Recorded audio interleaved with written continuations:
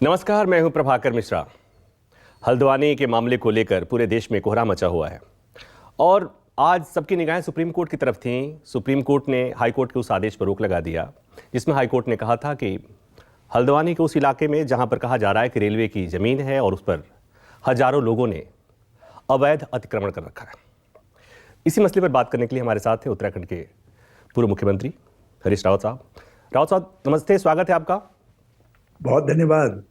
बल्कि कोहराम मचा नहीं है, सुप्रीम कोर्ट ने कोहराम थाम दिया। सर, मैं कोर्ट रिपोर्टर हूं और जितना मैं समझता हूं कि आज जो हुआ है कानूनी प्रक्रिया की प्रारंभिक स्थिति है ये। अमूमन हाईकोर्ट के फैसले के खिलाफ मामला जब सुप्रीम कोर्ट आता है, अपील में आता है, तो सुप्रीम कोर्ट कभी कभी या अक्सर इसी तरह का आदेश सुनाता है। अब मेरा आपसे सवाल ये जी, आपकी बात से ही लग गया था कि आप बहुत संतुष्ट लग रहे हैं, लेकिन इस पूरे विवाद के पीछे कौन जिम्मेवार है? इसमें जिम्मेदारी एक की नहीं है। जिस तरीके की स्थितियां हैं, गरीबी है, कई चीजें हैं। और सबसे बड़ी बात यह है कि जिसको इंक्रोचमेंट कहा जा रहा था वो एक दिन में नहीं बना है, 1 साल 10 साल में नहीं बना है। वो ये 100 साल पुराने भी लोग वहां हैं, 80 90 साल 60 साल पुराने हैं लोग। जो है शत्रु प्रॉपर्टी कुछ ने खरीदी वो भी है, कुछ के नाम पर जो है दाखिल खारिज भी हुए हैं, उसके कागज हैं उनके पास जिसमें फ्री होल्ड के जो है वो भी हैं। कुछ सरकारी यूटिलिटीज भी बनी हैं उनकी, स्कूल हॉस्पिटल आदि आदि भी बने हैं। कुछ जमीनें रेलवे की हैं जिसको उन्होंने डिमार्केट का रखा है सफेद वाले पिलर बना करके। बाकी एक ऐसा खेत है जिसमें जो सरकार के बाद जो राज्य सरकार की प्रॉपर्टी है उसमें भी लोग बसे हुए हैं। और इसलिए ये एक दिन में नहीं हुआ। जो जो हल्द्वानी ग्रो हुई, हमारी सोसाइटी की जरूरतें बढ़ती गई, उस हिसाब से भी लोग आते गए। दूसरा, हमारे अड़ोस पड़ोस में गरीब राज्य थे, उत्तराखंड में जरा सा कुछ काम शुरू हुआ, तेजी से विकास शुरू हुआ तो लोग यहाँ ज्यादा आ गए। वो भी एक प्रॉब्लम रही, हमने उसका भार भी झेला है। लेकिन अब 52,000 लोग अचानक एक दिन सड़क पर ले आए जाए, और ये भी इस कड़कड़ाती ठंड के अंदर जिसमें वृद्ध भी हैं, गर्भवती महिलाएं हैं, बच्चे हैं, सब हैं, विकलांग हैं, तो कैसे कैसे इसको। तो एक मानवीय पक्ष था जिसका मैं निरंतर मुख्यमंत्री से आग्रह कर रहा था कि आप हस्तक्षेप करिए और इसका सॉल्यूशन आप ही को निकालना पड़ेगा। आज वही सुप्रीम कोर्ट ने कहा कि ये मानवीय समस्या है, एक दिन में नहीं बनी है, ये वर्षों से बनती आई है, सभी लोग इसके लिए जिम्मेदार हैं। और अब जो है आप इसका सॉल्यूशन निकालिए। रेलवे का डेवलपमेंट भी होना चाहिए, उनको भी जमीन दीजिए। हमने 2016 में मिश्रा जी एक कानून बनाया था, सर्वसम्मति से पारित हुआ था। ये था मरीन बस्ती सुधार एवं नियमितीकरण का कानून जो है। और दूसरा, हमने रिवर डेवलपमेंट को इसके साथ जोड़ा था। और दो और निर्णय लिए थे, एक तो कुछ गरीबों के लिए घर बनाने का, और कुछ हमने कहा था कि एसपी और सीओ जो है फर्दर कोई इंक्रोचमेंट होता है, नए लोग आते हैं, उसके लिए they will be held responsible, ताकि भविष्य के में इस तरीके के इंक्रोचमेंट रुकें। और इस समय तक जो इंक्रोचमेंट है उनको एक व्यवस्थित रूप दे करके शहर को सुंदर बनाया जा सके और लोगों को अच्छे घर मिल सके। अब आज भी इनको इसी के चारों तरफ समस्या का समाधान निकालना पड़ेगा। ये चाहे उसका श्रेय हमारे बनाए हुए एक्ट को न दे, ये कोई नया एक्ट लेकर के भी आए तो भी इनको समाधान इसी के चारों तरफ करना पड़ेगा। और गौला का रिवर फ्रंट डेवलप करना पड़ेगा। उससे जो जमीनें अतिरिक्त निकलेंगी उन जमीनों में जो है लोगों को बसाना पड़ेगा। राउत साहब, लेकिन ये जो आदेश आया ना, ये आदेश तो न्यायिक आदेश है। हाई कोर्ट ने सुनाया फैसला, सुनवाई हुई, उसके बाद से हाई कोर्ट का। लेकिन आप ही ने एक बात कही कि ये समस्या एक दिन में नहीं बनी, ये समस्या ये बरसों से पाइलअप हो रही थी और 60 साल 70 साल से लोग वहाँ रह रहे हैं। तो इसमें जो मैं समझ पा रहा हूँ, दोनों पार्टियां, इसलिए कि दोनों पार्टियां ही, दो ही पार्टियां, कम से कम उत्तराखंड में तो दो ही पार्टियों की सरकार रही है, तो दोनों पार्टियां एक दूसरे पर आरोप लगा रही हैं। दोनों ये कह रही हैं कि उन्होंने ऐसा किया, इन्होंने वैसा किया। देखिए, बिल्कुल गलत है।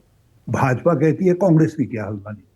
मैं कह रहा हूं क्या भाजपा वाले लिख करके देने को तैयार है कि 6 साल के अंदर हल्द्वानी में कोई नया इंक्रोचर नहीं आया, कोई नया इंक्रोचमेंट नहीं हुआ जब से इनकी सरकार है।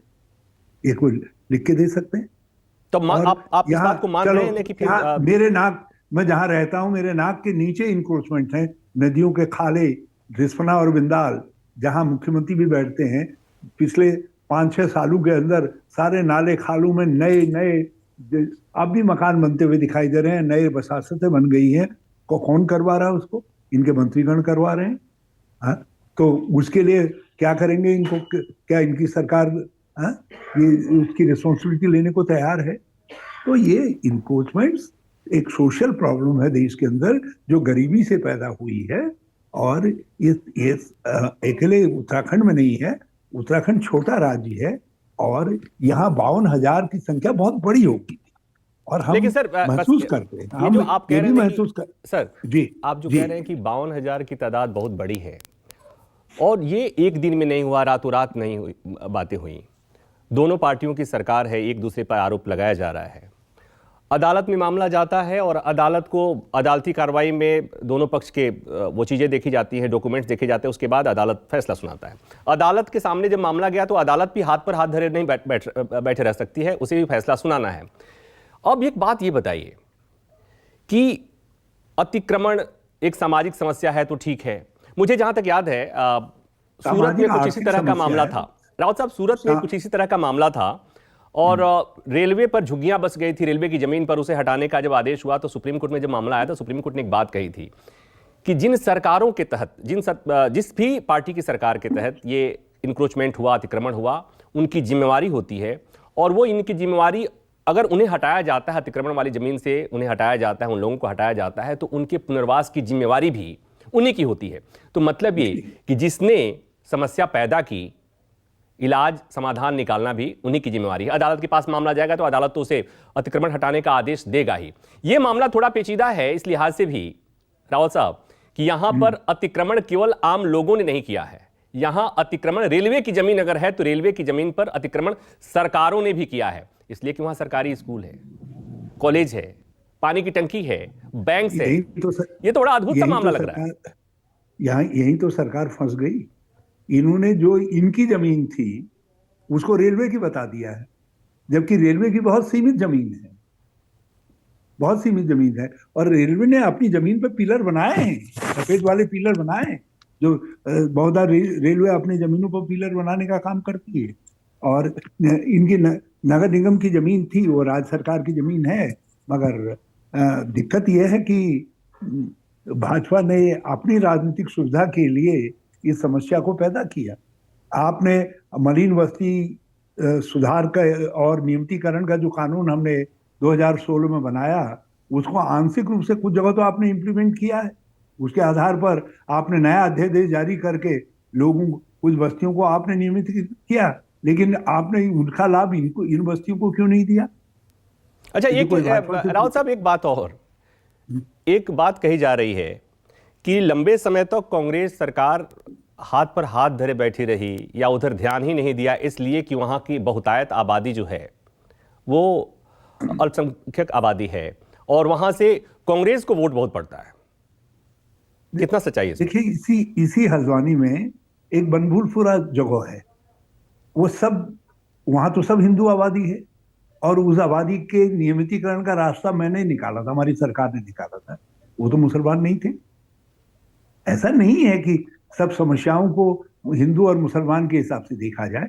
ये यहाँ हिंदू भी हैं और मुसलमान भी हैं और ज्यादातर लोग गरीब हैं। कुछ लोग हैं जो गरीब नहीं हैं, उन्होंने खरीदी हुई जमीनें हैं, उनकी अपनी जो है फ्री होल्ड जमीनें हैं। शत्रु की जमीन जो इनिमी लैंड थी उसको उन्होंने ऑक्शन में खरीदने का काम किया। बहुत सारी बातें हैं जो, इसलिए भाजपा इसको कांग्रेस के ऊपर पॉइंट स्कोर करने के लिए कह रही है, मगर वो खुद फंस गई है। और भाजपा की एक आदत है, अपने पर के भैंस नहीं देखते हैं, दूसरों के जुए गिनने चलते हैं। यहाँ आप देहरादून में आ जाइए, मैं न्यूज 24 को आमंत्रित करता हूँ। रिस्पना और बिंदाल के अंदर जो इंक्रोचमेंट इस समय हो रहे हैं, यहाँ के नदियों के नाले खालों में, लोग किन व्यक्तियों का नाम लेते हैं? वो लोग आज भी सरकार में बने हुए हैं, उनका नाम लेते हैं कि वो बसा रहे हैं करके इन लोगों को। तो ऐसा इसको ये एक सामाजिक समस्या है, एक आर्थिक समस्या है, और गरीबी से उत्पन्न समस्या है। छत देना हमारा काम है। हमारे उत्तराखंड के अंदर रोजगार ज्यादा थे, इसलिए गरीब यहाँ ज्यादा चले आए।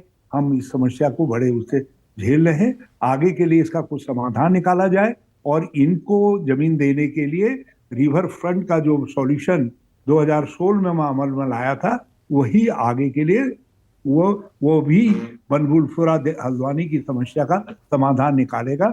उसी के जरिए गौला से कुछ जमीन निकाली जा सकती है, जहां जो है लोगों को बसाया जा सकता है, एक अच्छी बसासत बनाई जा सकती है। ये आप जो समाधान सुझा रहे हैं, ये अच्छी बात है। आज सरकार आपकी नहीं है, सरकार आपकी आएगी। ये नहीं अगर कर पाए तो आप करेंगे। एक बात तो समझ में आ गई कि आप इस बात को मान रहे हैं कि हल्द्वानी में जो कुछ भी हो रहा है उसके पीछे किसी एक सरकार को और किसी एक पार्टी को जिम्मेवार नहीं ठहराया जा सकता।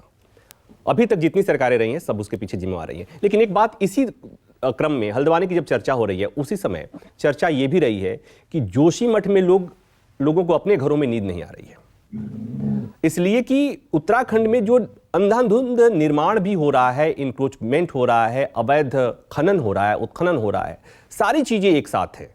अगर मैं कहूं कि जो हल्द्वानी का जो मामला है वो कल को जोशीमठ से हम अगर इसे जोड़ें कि कहीं ना कहीं प्रकृति के साथ छेड़छाड़, आप इसे मानते हैं कि ये प्रकृति के साथ छेड़छाड़ का मामला हल्द्वानी भी है और जोशीमठ? बिल्कुल है। जोशीमठ की संरचना को समझे बिना हमने बहुत सारी चीजें वहां ऐसी की हैं जिससे आज ये समस्या पैदा हुई है।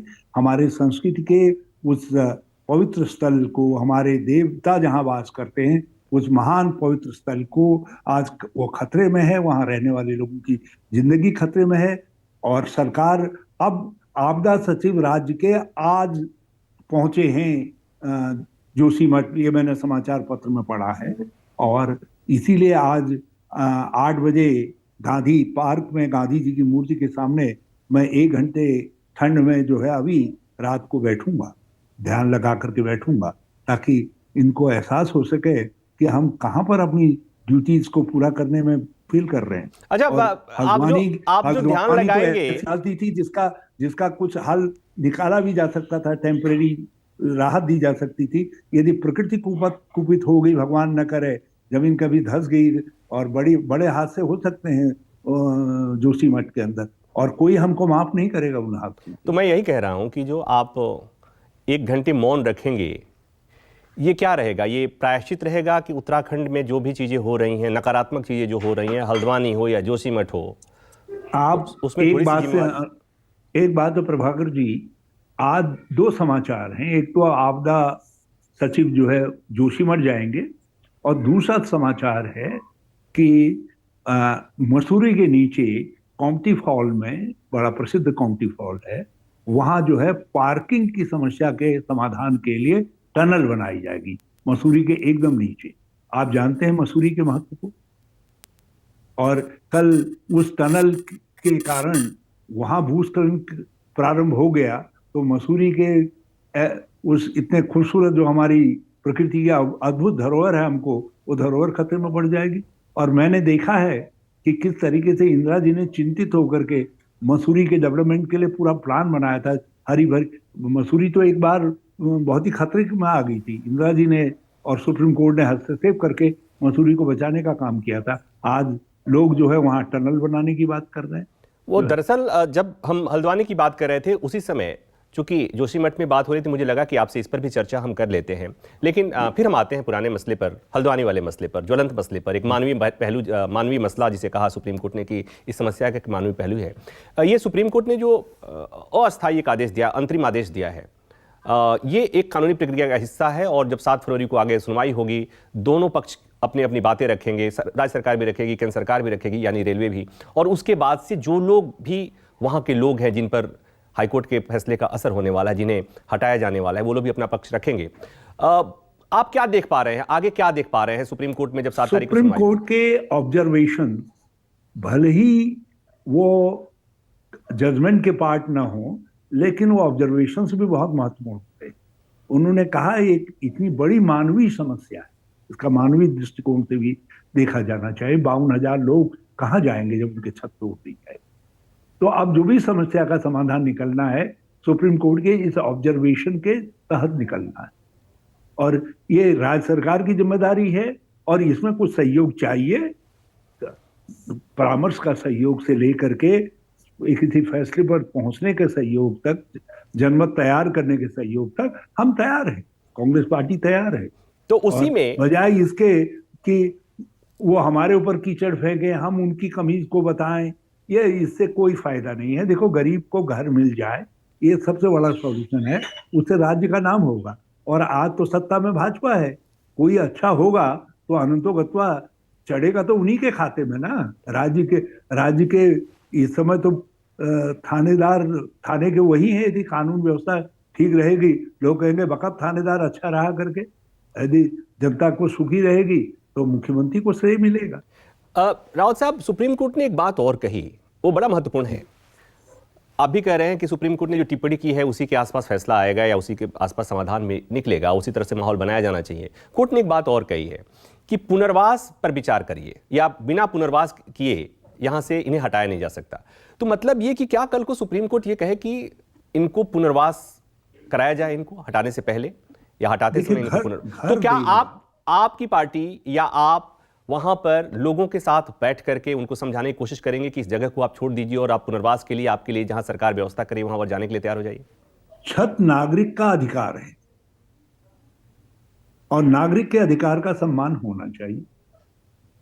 और पुनर्वास के लिए क्या प्रपोजल लेकर के आते हैं, मैं तो कह रहा हूं वहीं गौला में रिवर फ्रंट डेवलप करके इसका समाधान निकाला जा सकता है। हल्द्वानी की बहुत सारी समस्याओं का समाधान उसके साथ निकल आएगा। भविष्य के लिए भी बहुत सारी जमीनें जो कंजेशन है वहां, वो सब उसको हटाने में मदद मिल जाएगी यदि ये बड़ा दिल दिखाए और संसाधन खर्च करे तो आप ये कह रहे हैं रेलवे के विकास के लिए भी जमीन उपलब्ध हो जाएगी।